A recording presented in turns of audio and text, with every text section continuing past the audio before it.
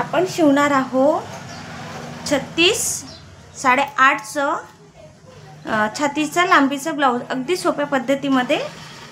याची लांबी आहे 13, त्यात प्लस 1 केलं म्हणजे 14 आणि छाती आहे 8.5ची। 8.5 मध्ये 1.5 प्लस केलं तर 10। शोल्डर आहे 9चं तर ते घेणार आपण 4.5चं आणि समोरचा गळा आहे 6चा, बगल आहे 5ची, मागचा गळा आहे मागची गळापट्टी 3ची आहे आणि बाई आहे 10ची, त्याचा दंडघेर आहे अर्धा 5चा।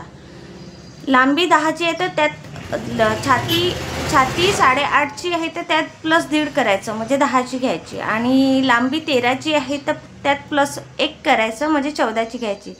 लांबी 13 असो 14 असो 15 असो त्यात प्लस 1 करायचं आणि लांबी वाढवायची, कारण की ती अर्धा इंच वरतून आणि खालून दोन्हीकडून शिलाईमध्ये जाते, शिलाई मार्जिंग असते ती। तर चला आपण अस्तरची कटिंग केली आहे, ते ब्लाउज पीसवर ठेवून ती आता कट करूया। मी ती टाचण्याने सिक्युअर केला आहे, व्यवस्थित लावून घेतलेले आहे चारी भोवताल, म्हणजे आपल्याला कापताना अगदी सोयीस्कर जाणार।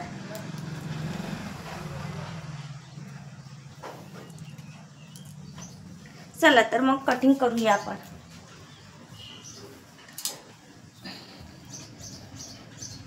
मी सगळ्यात अगोदर अस्तींची कटिंग करणार आहे।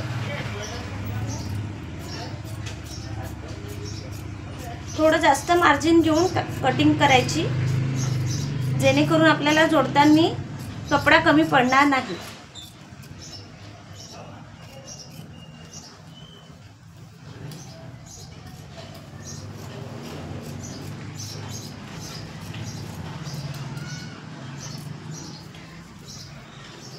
अस्तर कट करून ते व्यवस्थित कपड्यावर ठेवल्यावर आपल्याला कापड पण कमी पडत नाही आणि आपल्याकडे भरपूरसा कापड पण उरतो, कमी जात नाही।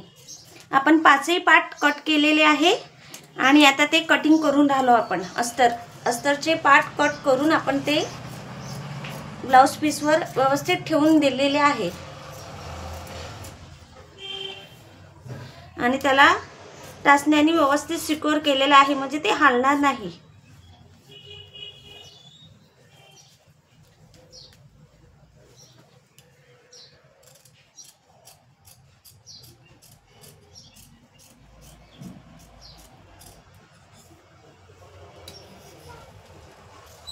क्रॉस पट्टी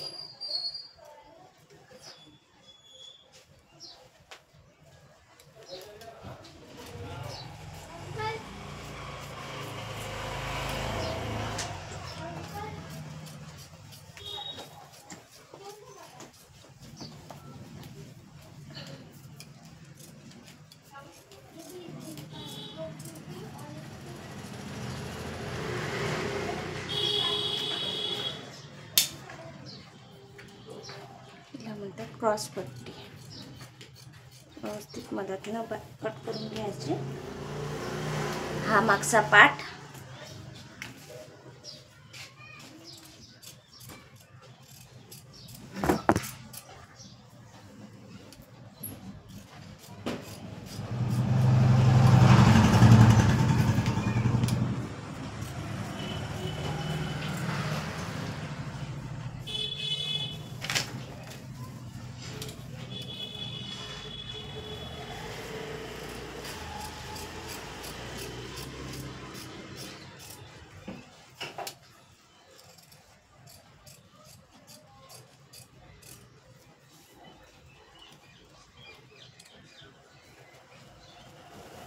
ही आहे बगल कटोरी।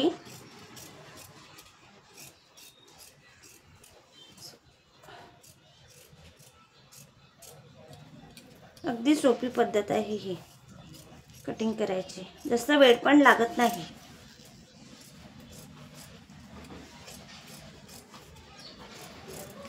ज्यांना ब्लाउज कटिंग करता नसेल, शिवता पण नसेल, त्यांच्यासाठी खूप सोपी पद्धत आहे।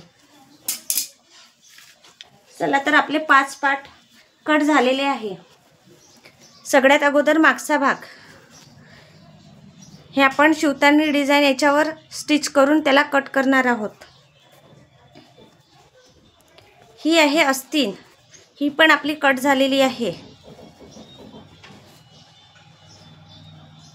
ही आहे कटोरी, ही पण झालेली आहे कट. क्रॉसपट्टी कट झालेली आहे आणि ही बगल ही पण झालेली आहे कट.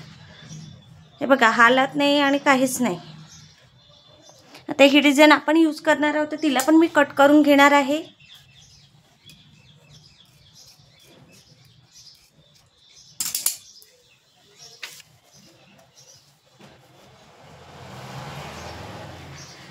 चला आता पाइपिंग पट्टी कट करूया.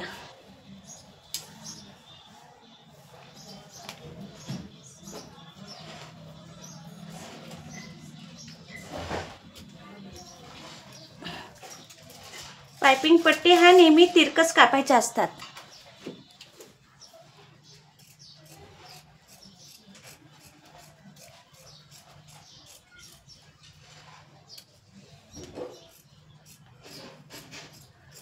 तिरकस कापल्याने पाइपिंग ही व्यवस्थित येते. त्यात 1 किंवा 1.5 इंचीचं अंतर ठेवून ती कट केली जाते.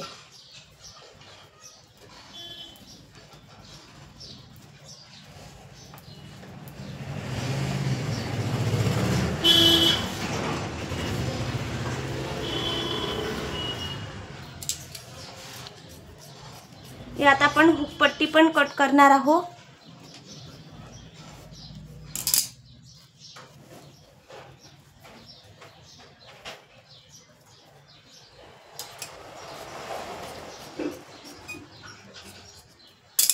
हा झाला हुकपट्टीसाठी कट आणि हा करूया आपण आयपट्टीसाठी कट.